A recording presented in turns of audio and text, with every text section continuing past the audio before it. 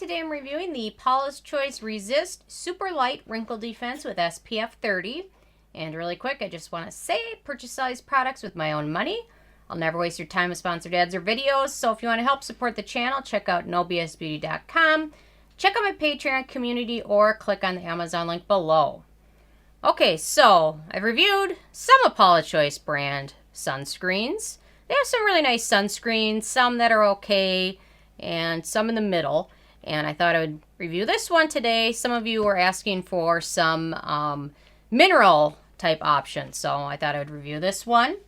Paula's Choice calls this a lightly tinted mineral-based formula that protects skin from sun damage and fortifies it with state-of-the-art antioxidants, prevents premature aging of skin, boosts skin's environmental defenses, silky texture, leaves a soft matte finish, and use as the last step in your morning skincare routine. So anyway, let me just get right to the review. Okay, my first criteria is packaging. It's got a nice squeeze tube bottle, which is nice. However, be very careful. Oh, I like the reminder, shake well. Because when you open it up, the product comes out fast. And I'll talk more about that in texture in a moment. But overall, nice packaging, no real issues with that. There's no denatured or drying types of alcohol, so that's always a good thing. And there is no fragrance, so it makes the first three criteria for Paula's Choice products, usually they do pretty good. The manufacturing location for this one is the US, so no issues with that. The SPF is 30, which is about the lowest you want to go just for daily use, in my opinion. So typically, the higher you go, you get better protection, but not necessarily better protection from the skin-damaging rays, such as UVA rays. So you get better protection from a burn, but you might not necessarily be getting protection from the aging rays, which are UVA rays. And a lot of brands, such as this one, that's manufactured in the U.S., you'll see broad spectrum, that is what they call the UVA protection factor in the United States, which isn't very descriptive. European sunscreens use the PA, well, they don't necessarily use they have the UVA seal circle on it. Japanese, Asian brands use the PA system where you get a number of pluses, so you can kind of see how much you're getting. Broad spectrum really doesn't define it much. However, I'm confident that with the filter used in this one, you're getting not necessarily respectable. You're getting decent UVA protection. You're not getting excellent protection, in my opinion, but you're getting decent protection. So, yeah, so a lot of the other sunscreens, like, let's see, well, this one's got the UVA circle on it.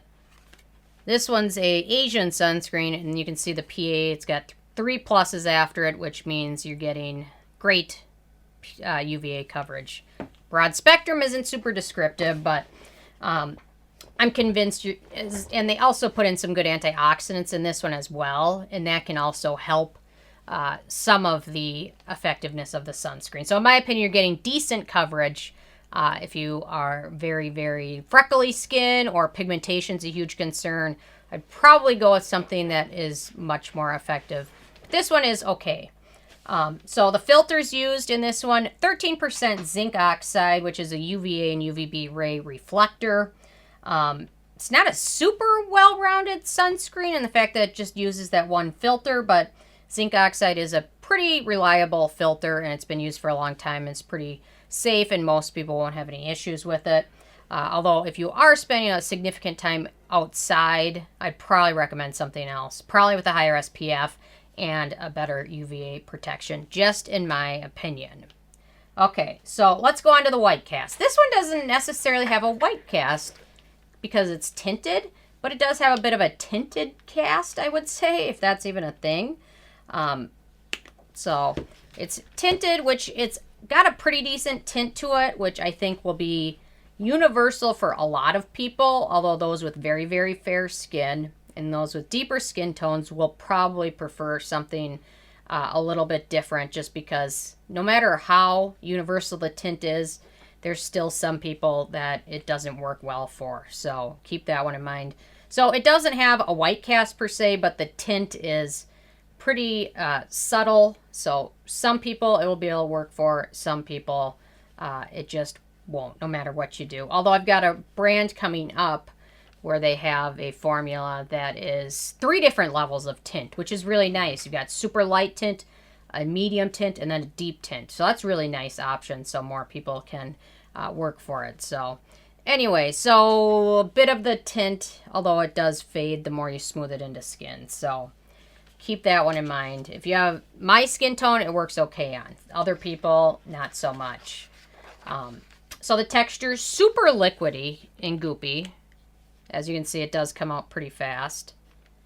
It does take a little bit of effort to smooth it into skin, but not a ton, which is nice. And it doesn't set super quickly, so it gives you more time to smooth it into skin and get a nice even application. There are some which can set super fast, so then you don't get a super even coverage, and it ends up looking kind of off on your face. So this one is super nice in that fact that it really is easy to apply.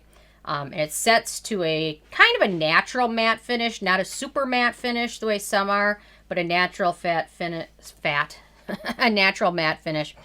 And once it fully sets, it's not super sticky, but it is very, very slightly sticky. So I know some people that's a huge deal for, so keep that one in mind. Not super sticky, but just a little bit, maybe slightly tacky, I guess I would say. So the texture is pretty easy to work with and no issues at all with that.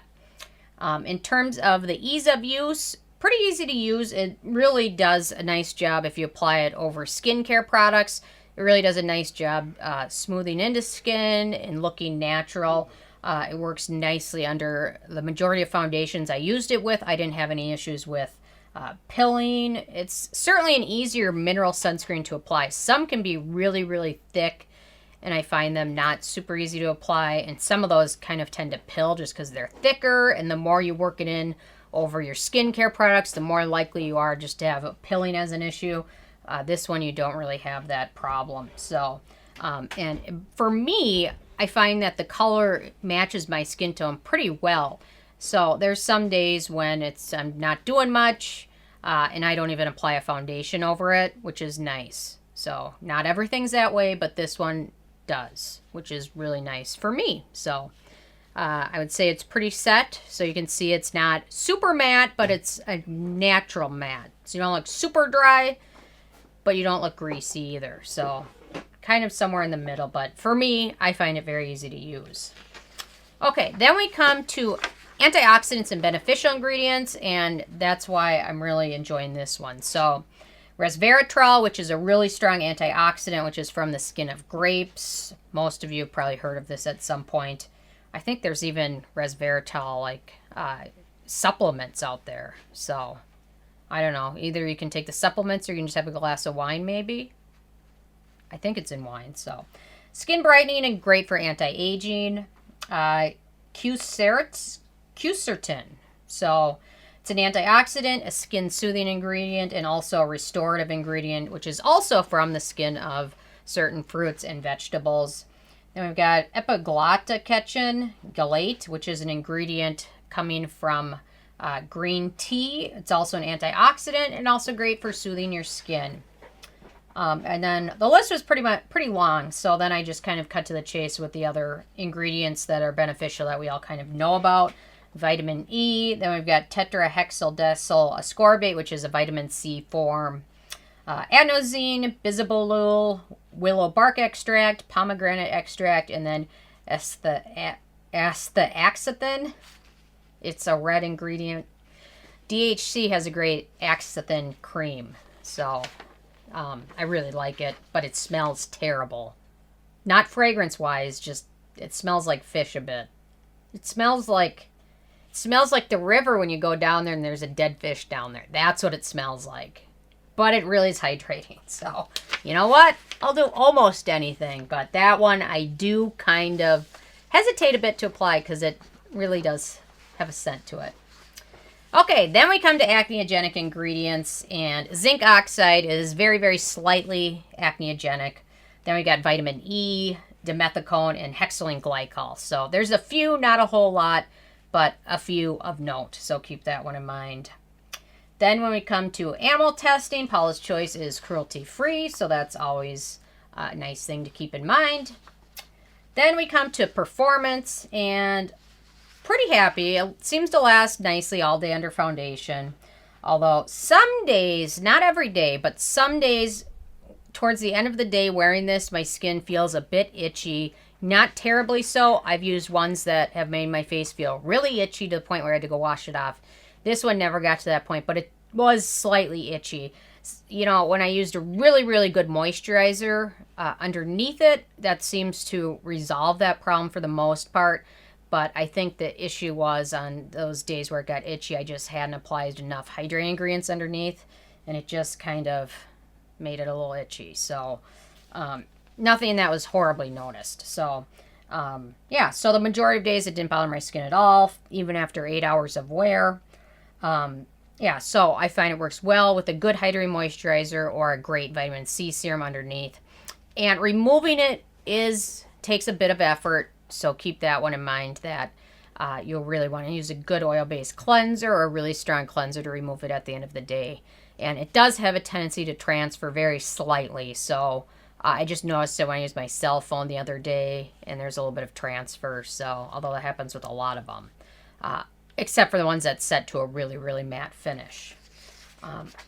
Okay, then we go to price, and this is the full size, which is 2 ounces, 60 milliliters, and it retails for about $33. However, if you are into Paula's Choice brand and watch their website or sign up for emails, they have sales all the time, something different, so you can usually get it, if you wait a few weeks, 20% off or something like that. So, generally, don't pay the full price because you can get it on sale somewhere. So per milliliter, it's 55 cents per milliliter. So it's not the cheapest, one of the cheapest I reviewed. It's in the range of the slightly more pricey, but not ridiculously expensive ones I've reviewed so far. So it's not ridiculously priced, not cheap either. So anyway, out of 15 being a perfect score, this one got a 13 out of 15, which is still pretty good. So if you're in the market for a mineral sunscreen and you like a natural matte finish and the tint works for you, it's a pretty good option for daily use. Certainly not if you're going to be outside all day. I probably wouldn't recommend it for that. But overall, pretty good product. So, and I like the fact that they threw in some of those good antioxidants, which can kind of help boost the effectiveness of the SPF as well. So, anyway, I'm interested in hearing from you if you guys have tried this one or if you've tried any of the other Paula's Choice sunscreen options. Leave a comment and let me know what you tried and how you liked it. I love hearing from you guys, and stay tuned for more tomorrow with Sunscreen Week. Thank you so much.